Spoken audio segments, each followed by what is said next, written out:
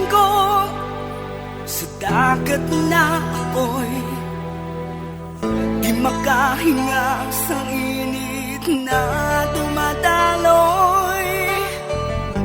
Ialay mo ang bagong pag-asa sa tulad kong nasadlak sa pagkakasala. Provincial Jail, kasaysayan sa mga tinugang ang inakabuhi, naging bahin sang Provincial Jail. Sa diin ang apat kapamusod sang pader, naging lulubngan sang ilang mga handom kag mga kalipay, nga naging saksi man sang ilang mga pag-antos, kag kabudlay kag paghinulsol. Litong-lito sa nakakabingin ingay, di makatawid sa malawak na lakusan.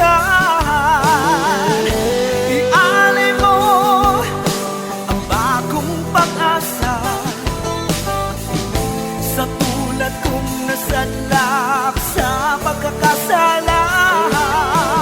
Provincial Jail, makig-upod kita sa ila pagpanarambiton, kag makigbahin kita sa ila kalipay, kag pag-antos, nga ilaman na agong sa Provincial Jail.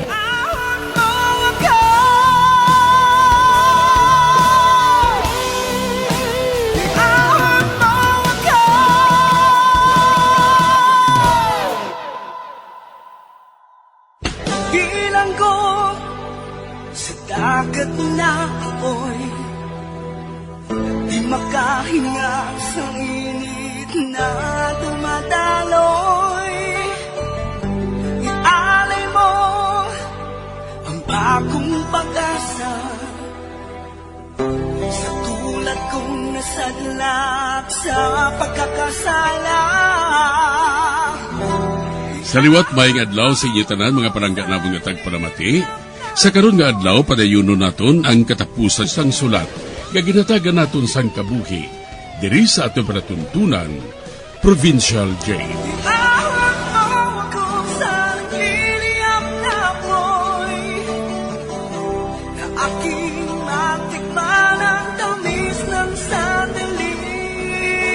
Bahin sang nagligan. Na-overdose ang bulong ang ginkidnap nila ni Manolo kag Paul.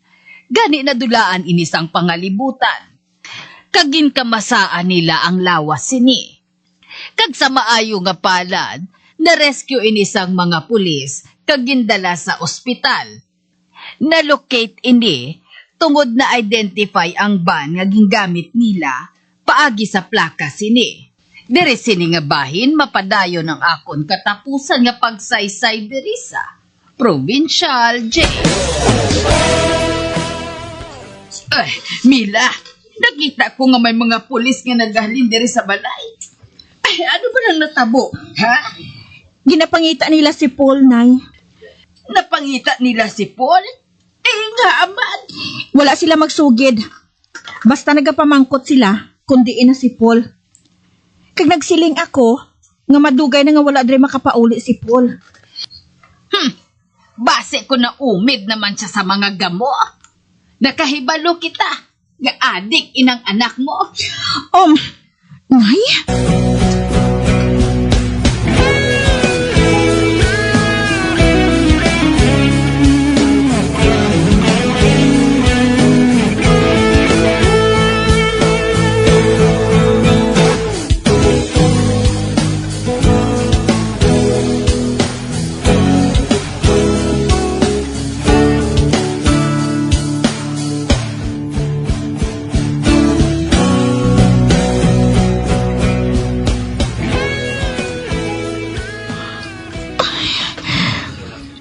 Matuod ang siling ni nanay.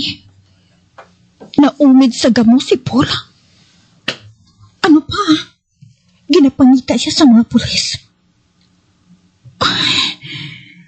Kagangin siling sa ako ni Micaelin. Hindi ko malimtana. Masamit ko nung nga nagakadto si Paul sa balay ni Miriam. Kag nagapangayo sang kwarta. Hindi ako makahangop. Kinahanglan niya mahambal ko si Paul. Kinahanglan din.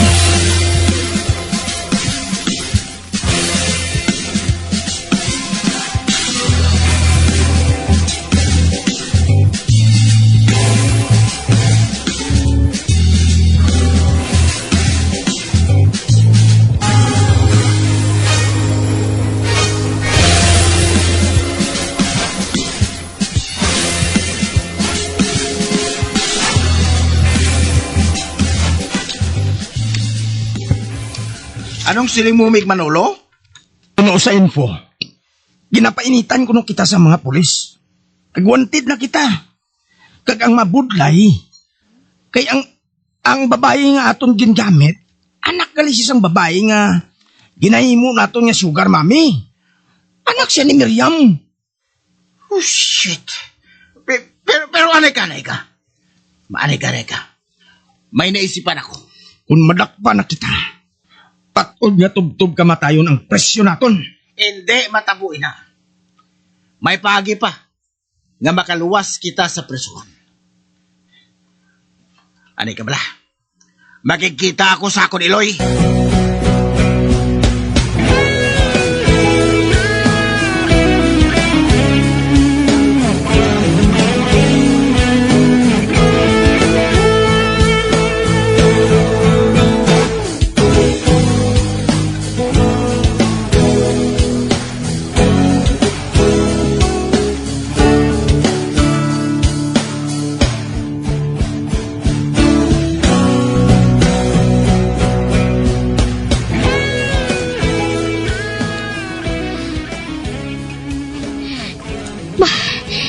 Kabay pa nga may babato na ako nga balita. Parti sa akon anak. Hello? Hello? Mrs. Miriam Ayoko? Oh, ako ini. Ako si Miriam. Nakita na namo ng imo anak. Kagsubong, ato siya sa ospital. Boy, ospital? Nga, anong natabo sa iya, sir? Sorry, Mrs. Apang grabe ang iya sitwasyon. Natuloy na lang siya, anay. Ipasugat ko ikaw dira sa patrol car. Hindi. Diyos ko. Diyos ko.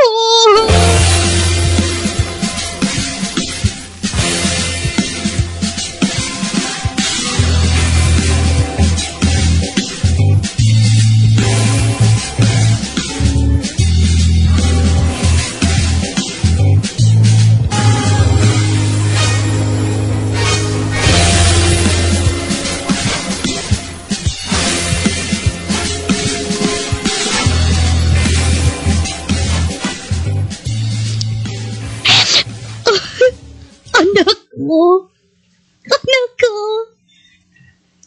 Masadya pa nga ito nga paghambalanay nga duha. Sang maghalin ka. Habang subong, patay ka na. Biktima ka sa malain nga mga tao. Ano balayin eh? Amo balayin ng kabayaran nga ginasiling ni Mila? Amo balayin eh? Nagaplano pa kita na mabalik sa Japan kung magbakasyon na. Habang subong.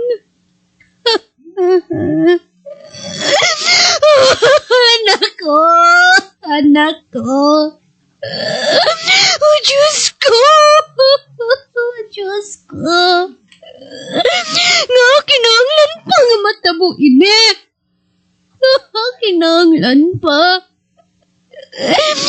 Mabalayan ang ginbuhat nga kabayaran sa nga akong mga sala. Amo pala ini. Apang kasakit sang balas nga ini. Tuman kasakit. Kasakit!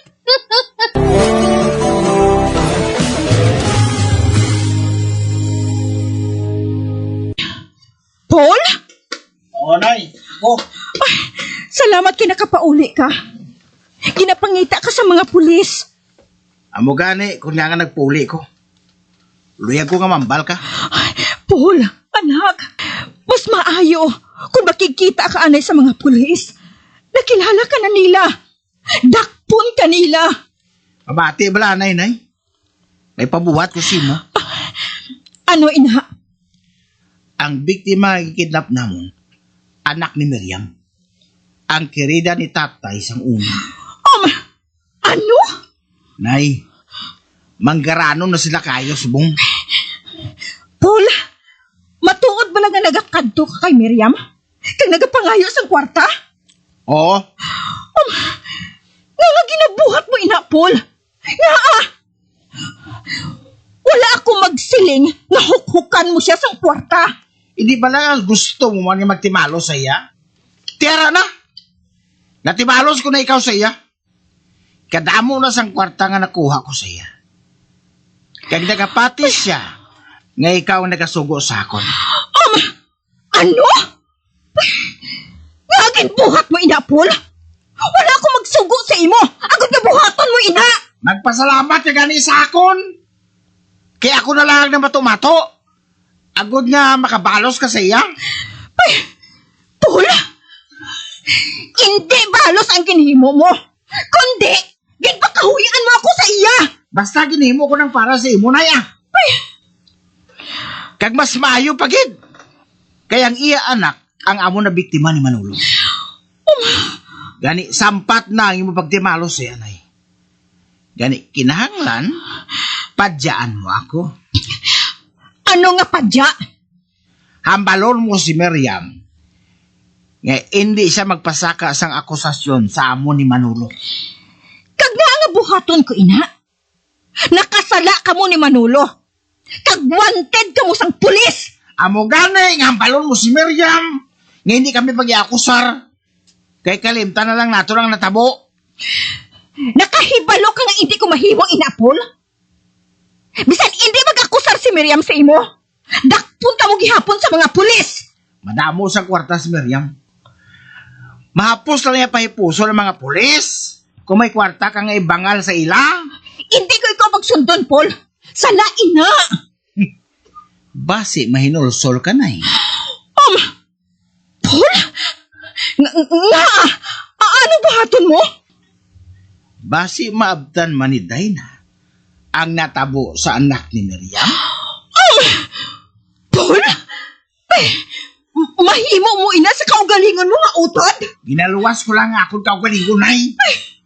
Kag para maluwas ako, buhaton ko ang tanan. Wala na iya sang utod-utod, wala sang iloy. Basta maluwas ko lang akong kaugalingon. Nakabati ka? Ha? Oh, nga nagatulog ka lang sa akon? Believe ka bala sang dalagan sa akon utok, nay? Anong masiling mo? Ha? Sugot ka o kon hindi? Hindi! Ano? Hindi ka? Hindi ka? Patsyon ko pati ikaw. Sa nasiling ko na, wala sang utod, wala sang iloy, wala sang paryente. Basta maluwas ko lang ang akong kaugalingon. Ba? Hindi. Ay, Paul, anak, ara ng mga pulis. Mag-ampo ka na lang. Bisan ano pang sala nga nabuhat mo. Handa gihapon ako nga magbaton sa imo. Mangud anak ko ikaw. Paul, hindi ka man amo sinisang una. Kag nakahibalo ako nga hindi mo gusto ini. Maluoy ka.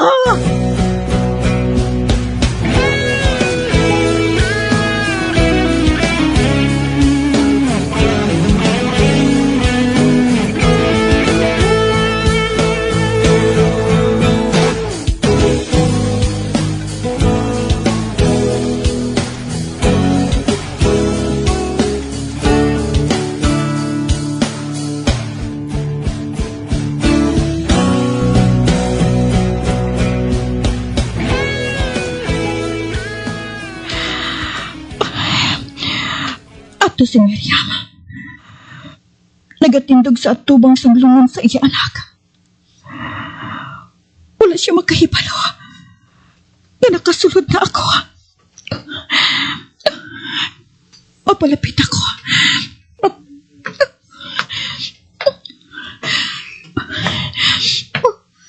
Miriam.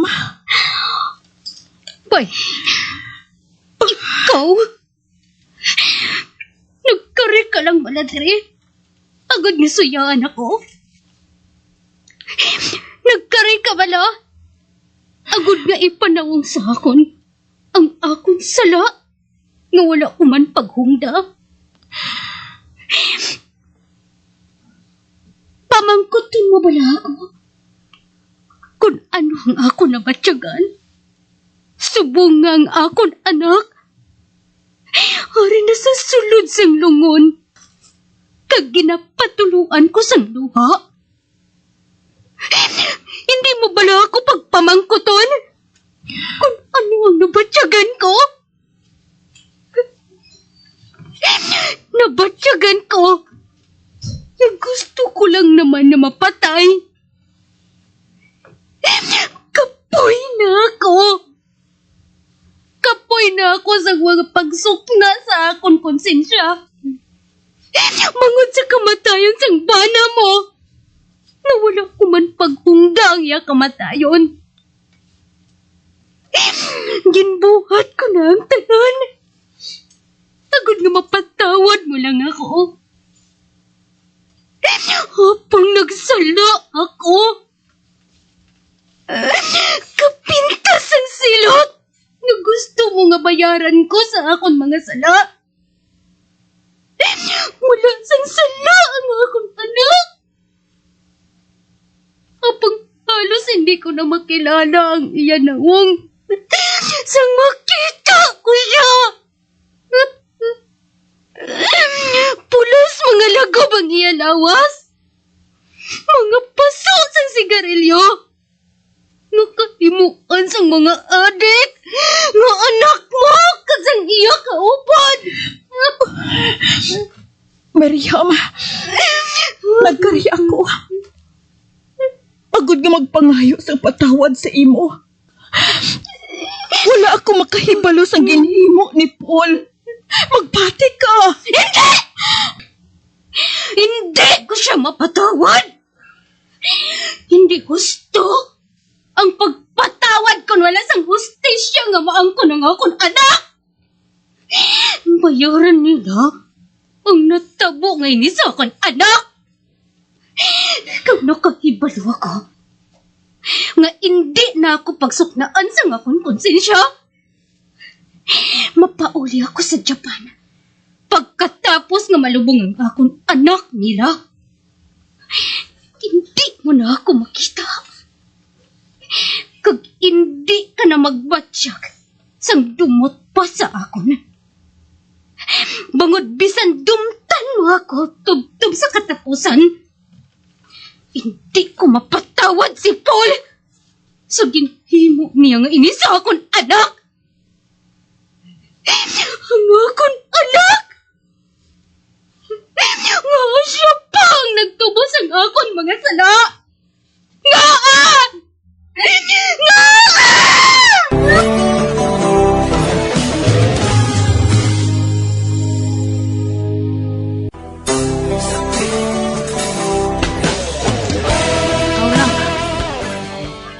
Subong, nagbalik na si Miriam sa Japan. Kag nabili na lang, amo ang lulubngan sang iya anak. Si Paul kag si Manolo naman, ato gihapon sa bilibid. Kag tubtob kamatayon ang silot sa ila. Si Dayna nga akon apo, isa na ka maestra. Kag si Mila naman, padayon nga nagatrabaho bilang kusinera sa isa ka kalanaan. Hasta diri na lang ang akon pagsaysay, ang tagpasakop, tawga lang kay Imang sang Bago City. Bilang ko sa dagat na apoy, di makahinga sa init na dumadaloy. Ialay mo ang bagong pag-asa sa tulad kong nasadlak sa pagkakasala. Kag diri natapos ang kasaysayan nga aton man ginhatagan sang kabuhi. Diri sa aton panatuntunan, Provincial J. Kag kami diri sa gihapon wala gid kakalipat sa pagpangagda sa inyo. Gakun kamo man may kasaysayan, ipadala lang diri sa aton panatuntunan, Provincial J. DYWB Bombo Radio, Bandalagan, Siyudad sang Bacolod. Sa direksyon ni Melvin Gatuslao.